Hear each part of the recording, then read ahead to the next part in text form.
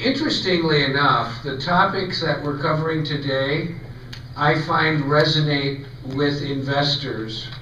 And I've had the occasion to be invited to speak to investor audiences from a variety of firms. And I will tell you that the investor resonates with this message that helps them realize their behaviors have a lot to do with how well they do with their investments. And so they resonate with the notion that it requires self-awareness so that they can make better decisions, manage themselves better, and therefore have a better relationship with their money as well as with people.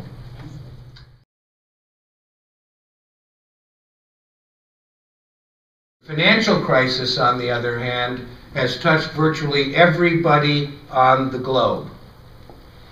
Everybody on the globe has been touched by the financial crisis, and many people believe that the people in the financial services industry had a lot to do with the crisis, not making it better, making it happen.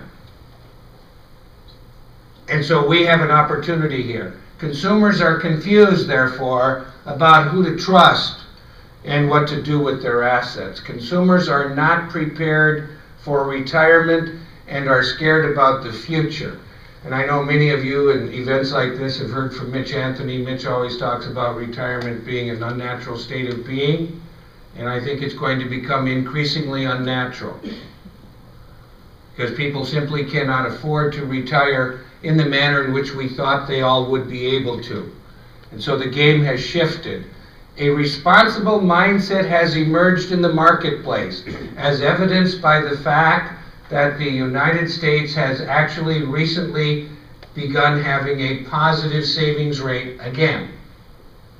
After 20 years or thereabouts of a negative savings rate, people are actually saving money. Kent talked about what's happening in the corporate world. Cash is up, and now what's happening, and debt is down. And of course, in the consumer population, although still many are over leveraged, debt is coming down, savings habits are improving, people are becoming responsible once again.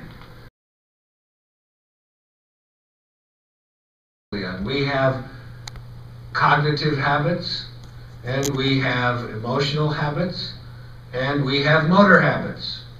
Most of what you and I do, we do because we did.